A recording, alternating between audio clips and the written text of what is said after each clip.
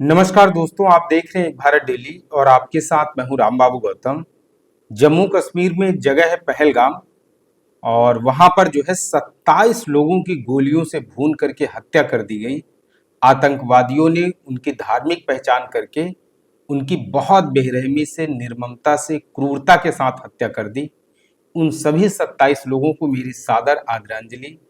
सभी 27 लोगों के परिवार को जो कष्ट हुआ है, जिस वेदना से, जिस कष्ट से वो गुजर रहे हैं, उसकी कल्पना नहीं की जा सकती है।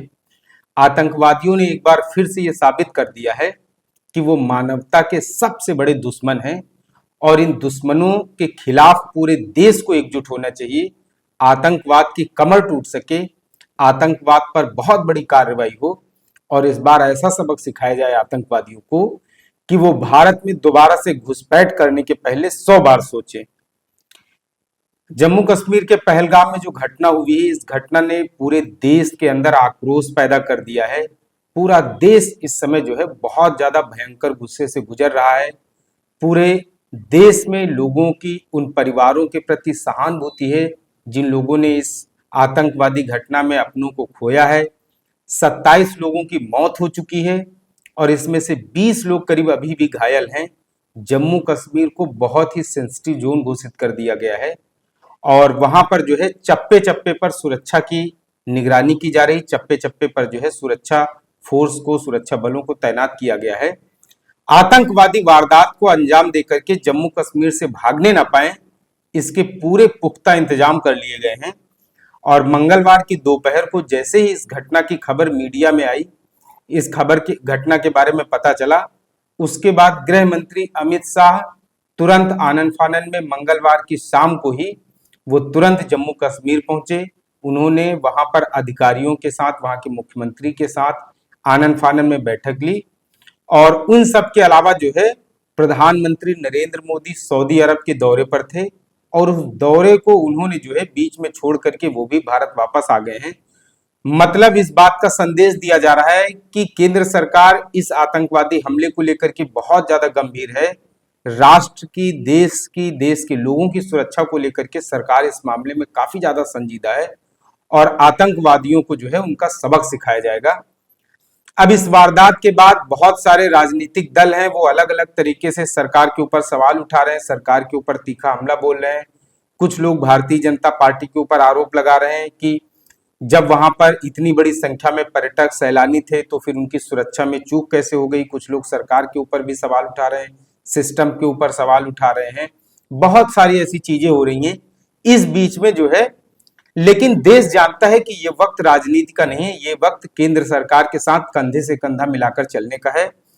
इस बीच में बहुजन समाज पार्टी के सुप्रीमो बहन जी की तरफ से एक ट्वीट आया है। बहन जी ने अभी इस समय राजनीति ना करने के बजाय केंद्र सरकार का साथ देने का फैसला किया है ताकि आतंकवाद के खिलाफ इस लड़ाई को, इस मुहिम को साथ मिलकर के लड़ा जाए और सरकार का मनोबल इस समय बढ़ाने की जरूरत है। बहन जी ने ट्वीट में लिखा है, सरकार से बहुत कड़ी कार्रवाई करने की उन्होंने मांग की है और बहन जी ने इस घटना की बेहद से, मतलब कड़ी से कड़ी निंदा की है। बहन जी ने सोशल मीडिया, ट्विटर पर जैसे इस घटना के बारे में उनको जानकारी हुई, उन्होंने शाम को ट्वीट किया और इसमें उन्होंने लिखा है कि जम्मू कश्मीर के पर्यटक स्थल पहलगाम में पर्यटकों पर हुए आतंकी हमले में कई लोगों के मारे जाने व घायल होने की घटना अति दुखद व निंदनीय है, चिंतनीय है। पीड़ित परिवारों के प्रति मेरी गहरी संवेदना। सरकार इस घटना को पूरी गंभीरता के साथ लेकर के सख्त कार्रवाई करे, ये बहन जी का कहना है। बहन जी ने सरकार से इस घटना को लेकर के, इसमें जो है पीड़ित परिवारों के प्रति अपनी संवेदना व्यक्त करते हुए कड़ी से कड़ी कार्रवाई की है। मतलब बहन जी का भी कहना है कि सरकार, केंद्र सरकार इसमें कड़ी कार्रवाई करे और बहुजन समाज पार्टी इस समय सरकार के पूरी तरीके से साथ है। लोग कुछ भी कहें, ए टीम कहें, बी टीम कहें, सी टीम कहें, इन सब का बहन जी परवाह नहीं करती हैं। जब राष्ट्र की बात आती है, देश की बात आती है, तो उस समय राष्ट्र को प्रथम रख करके बहन जी फैसले लेती हैं। इस बार भी बहन जी ने केंद्र सरकार का पूरी तरीके से सहयोग, समर्थन किया है कि आतंकवाद के खिलाफ जो लड़ाई है, इसमें लोग दलगत राजनीति से ऊपर उठ करके इस समय सरकार का साथ देने की जरूरत है, सरकार का साहस बढ़ाने की जरूरत है। तो फिलहाल वहां पर जो है गृह मंत्री अमित शाह लगातार जो है डेरा डाले हुए हैं। प्रधानमंत्री नरेंद्र मोदी सऊदी अरब का दौरा छोड़ करके वो भी वापस आ गए हैं और उम्मीद की जा रही है कि शायद वो भी जो है जम्मू कश्मीर के दौरे पर जाएंगे। इस बीच में और भी बहुत सारे अपडेट हैं। वहां पर स्थानीय पुलिस और पैरामिलिट्री फोर्स को पहले से ही लगा करके रखा गया है और इसके अलावा भी एनआईए को भी, राष्ट्रीय जांच एजेंसी को भी जम्मू कश्मीर भेजा गया है।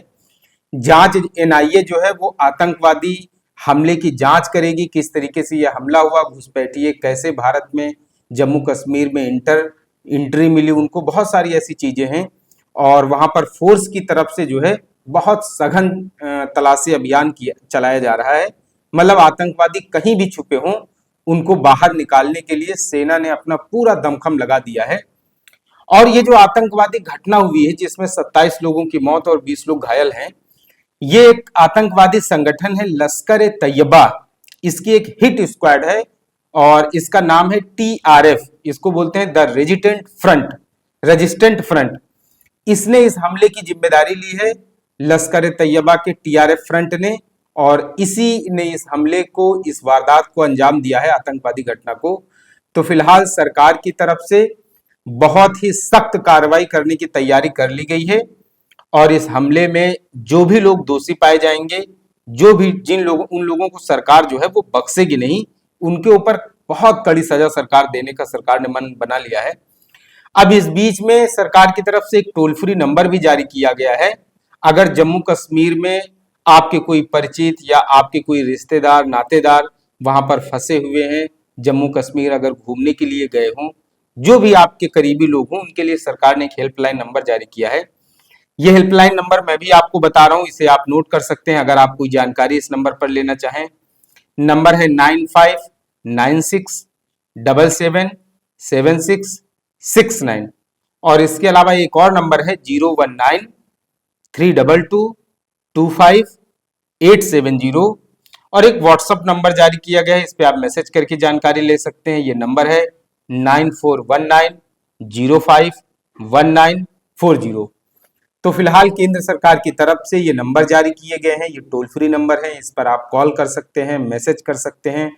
इससे आप अपने परिजनों, शुभचिंतकों, रिश्तेदार, अपने रिलेटिव, आपके जो भी अगर जम्मू कश्मीर में फंसे हों तो उनके बारे में आप जानकारी ले सकते हैं। फिलहाल देश इस समय बहुत नाजुक दौर से गुजर रहा है। पूरे देश में आक्रोश है, पूरे देश में गुस्सा है। आतंकवादियों ने जिस तरीके से इस घटना को, वारदात को अंजाम दिया है, उस वारदात को लेकर के पूरा देश यही कह रहा है कि इस बार आतंकवाद का संपूर्ण सफाया होना चाहिए।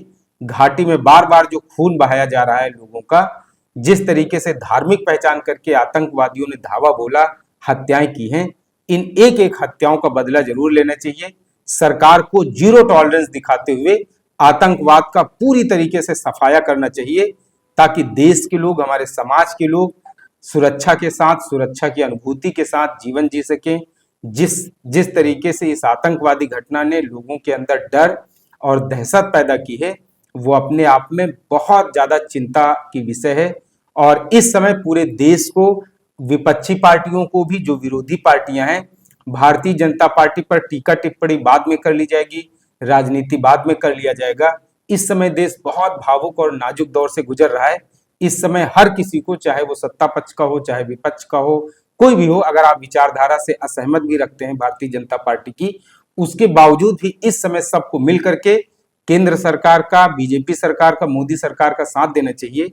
इस समय सरकार का मनोबल बढ़ाने की जरूरत है।